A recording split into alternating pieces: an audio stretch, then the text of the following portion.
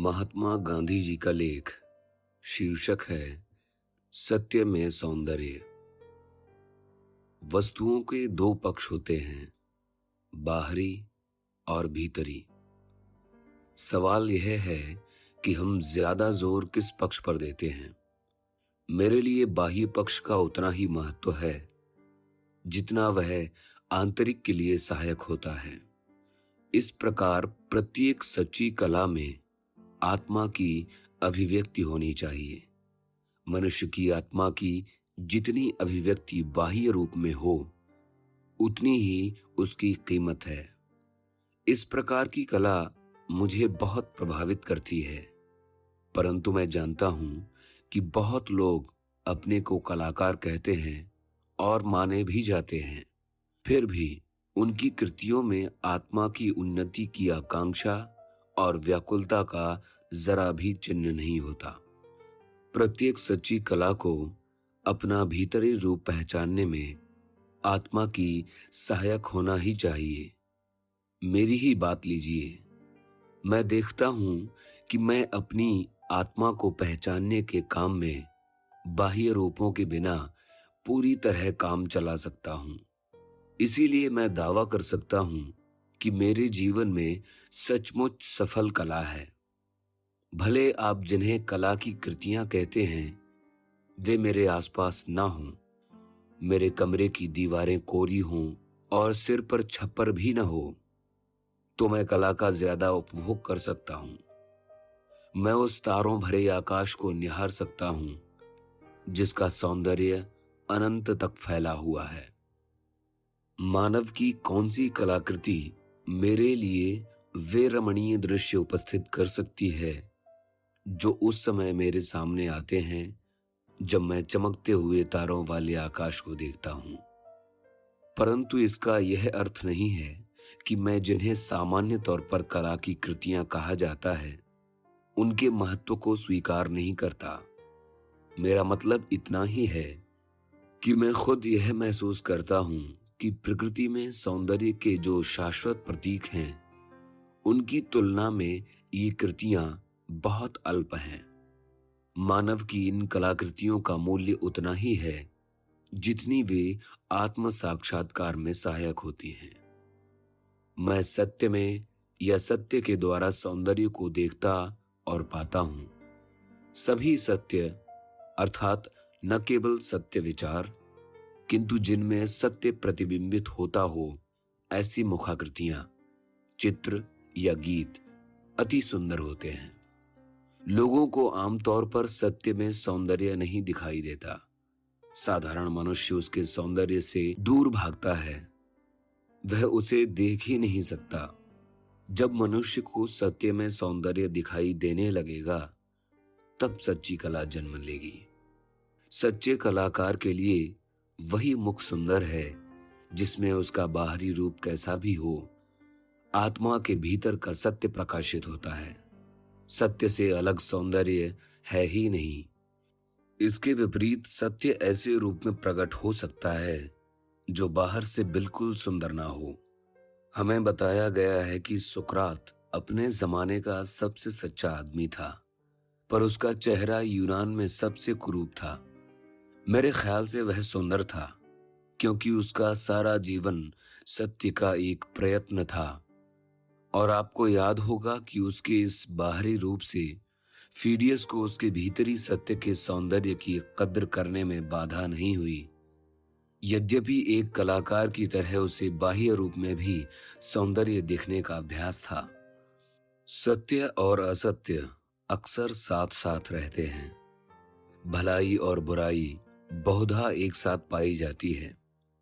कलाकार में भी अक्सर वस्तुओं की सही और गलत कल्पनाएं एक साथ रहती हैं। सच्ची सौंदर्यपूर्ण कृतियां तब जन्म लेती हैं जब सही कल्पना काम करती है। अगर ये अवसर जीवन में दुर्लभ होते हैं तो कला में भी दुर्लभ होते हैं। ये सौंदर्य सूर्यास्त अथवा दूज का चांद जो रात को तारों के बीच चमकता है, सत्यपूर्ण है, क्योंकि उनसे मुझे उनके पीछे जो सृष्टा है उसका ख्याल होता है। सृष्टि के केंद्र में सत्य न होता तो ये वस्तुएं सुंदर कैसे होती? जब मैं सूर्यास्त की विलक्षणता अथवा चंद्रमा की सुंदरता की प्रशंसा करता हूं, तब मेरा हृदय प्रभु की पूजा में लीन हो जाता है। मैं सारी सृष्टि में उसे और उसकी करुणा को देखने की कोशिश करता हूं, परंतु सूर्यास्त और सूर्योदय भी मेरे बाधक बन जाएंगे अगर मुझे उनसे प्रभु का ध्यान करने में मदद न मिले। कोई भी चीज जो आत्मा की उड़ान में बाधक होती है, माया है, जाल है। शरीर की भी यही बात है, क्योंकि वह कई बार मोक्ष के मार्ग में सचमुच रुकावट पैदा करता है। सत्य ही मूल वस्तु है। पहले सत्य को पाना चाहिए, लेकिन सत्य शिव और सुंदर होता है। अतः सत्य को प्राप्त कर लेने पर कल्याण और सौंदर्य तुम्हें मिल ही जाएंगे। ईसा ने अपने गिरि प्रवचन में यही सिखाया है। ईसा को मैं महान कलाकार मानता हूं, क्योंकि उन्होंने सत्य की उपासना की, उसे ढूंढा और अपने जीवन में प्रकट किया। इसी तरह मोहम्मद भी एक बड़े कलाकार थे। कुरान अरबी साहित्य की सर्वश्रेष्ठ रचना है। पंडित जन ऐसा ही कहते हैं। दोनों ने पहले सत्य की प्राप्ति का प्रयत्न किया। यही कारण है कि उनकी वाणियों में अभिव्यक्ति का सौंदर्य अपने आप आ गया। लेकिन ईसा या मोहम्मद, किसी ने भी कला पर कुछ लिखा नहीं। ऐसे ही सत्य और सौंदर्य की आकांक्षा मैं करता हूं।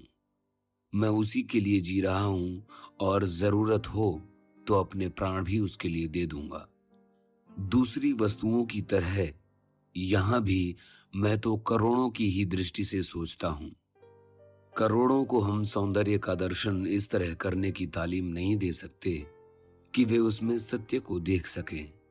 इसीलिए पहले उन्हें सत्य का दर्शन करना सिखाओ। सौंदर्य का दर्शन वे बाद में कर लेंगे। भूखे मर रहे करोड़ों के लिए जो चीज उपयोगी हो सकती है, वह मुझे सुंदर ही दिखाई देती है। उन्हें पहले हम प्राण पोषक वस्तुएं तो दें। जीवन को शोभा और सुंदरता प्रदान करने वाली वस्तुएं बाद में आ जाएंगी। सच्ची कला केवल रूप और आकृति का ही नहीं, रूप और आकृति के पीछे अंतर्हित सत्य का भी विचार करती है। एक कला ऐसी है जो मारती है, एक कला ऐसी भी है जो जिलाती है। सच्ची कला में कलाकार की आंतरिक पवित्रता, संतोष और आनंद का परिचय मिलना चाहिए। हम किसी न किसी तरह इस विश्वास के आदी हो गए हैं कि कलाकार का शुद्ध जीवन से कोई संबंध नहीं। मैं अपने सारे अनुभव के बल पर कह सकता हूं कि इससे अधिक असत्य कुछ नहीं हो सकता। जब मैं अपने पार्थिव जीवन के अंत के निकट पहुंच रहा हूं, तब मैं कह सकता हूं कि जीवन की पवित्रता सबसे ऊंची और सबसे अच्छी कला है। सधे हुए स्वर से अच्छा संगीत पैदा करने की कला बहुतों को प्राप्त हो सकती है, परंतु शुद्ध जीवन की संवादिता से उस संगीत को पैदा करने की कला बहुत कम लोगों को प्राप्त होती है। महात्मा गांधी जी का लेख, शीर्षक है सत्य में सौंदर्य। वाचक निर्मल मिश्र।